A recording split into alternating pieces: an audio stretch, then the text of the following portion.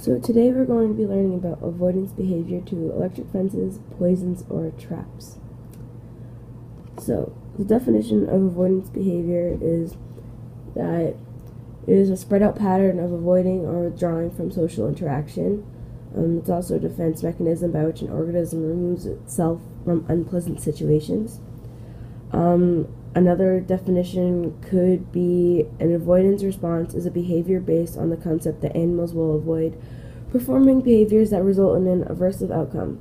This can involve learning through operant conditioning when it is used as a training technique. It is a reaction to undesirable sensations or feedback that leads to avoiding the behavior that is followed by this unpleasant or fear-inducing stimulus. So how does avoidance behavior apply to natural selection, physical and behavioral mechanisms, and communication overall with organisms? Well, let's start with...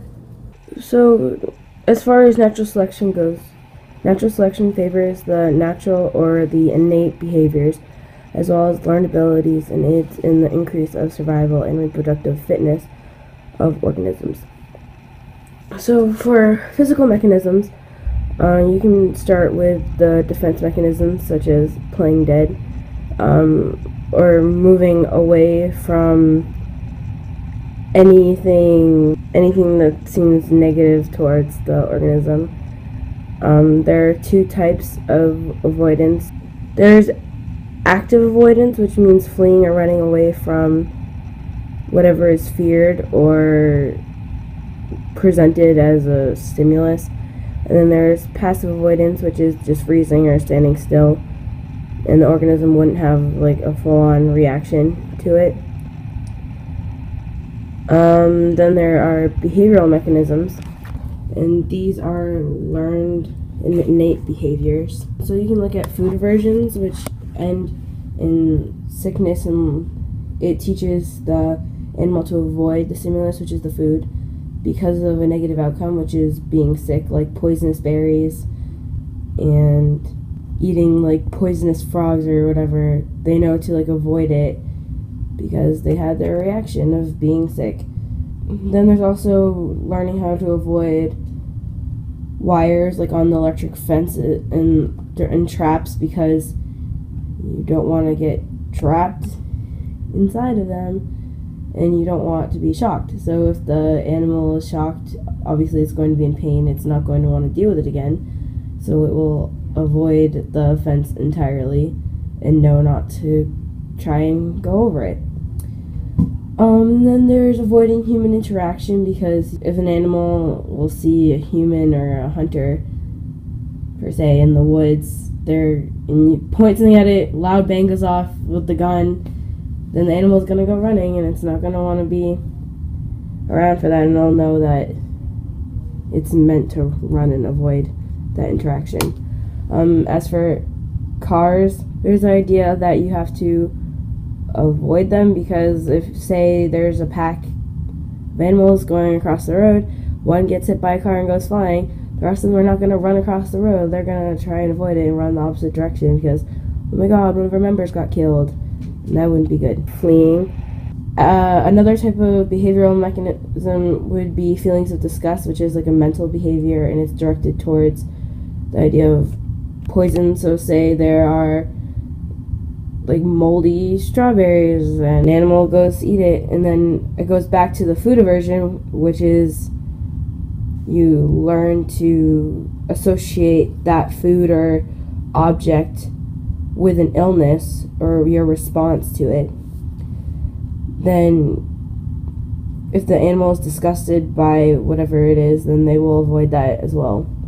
So as far as electric fences go, the animal is going to want to avoid it because of the pain that is felt. So it's a negative response to the animal, so they will not go near it. They will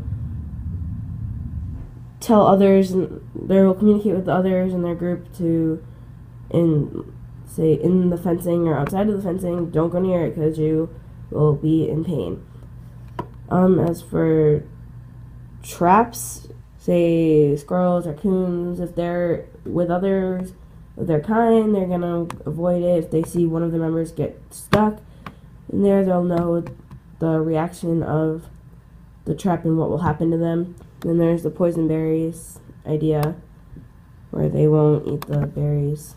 So behavior is communicated to other members of a group by many different means. They can make noise, like howling, for example, for the wolf. They can be loud, showing, like, just as a warning. They can also, animals can also release smell or pheromones to each other, so they can send off warning signals by the scent they're giving off.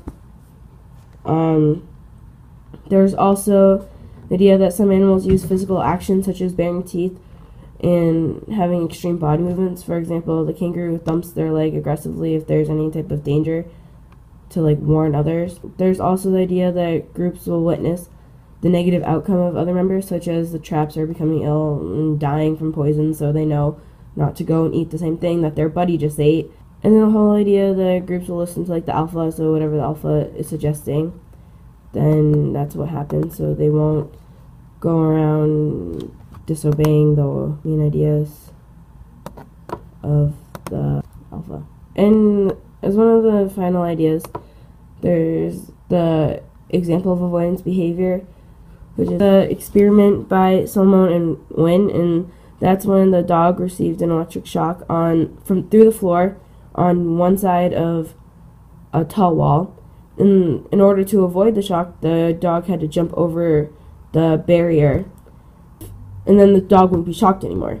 So it became a learned behavior to avoid the electric shock from the floor, and even when the dog didn't have to jump over the barrier, it still did to avoid being shocked in general. So, yeah, that's it.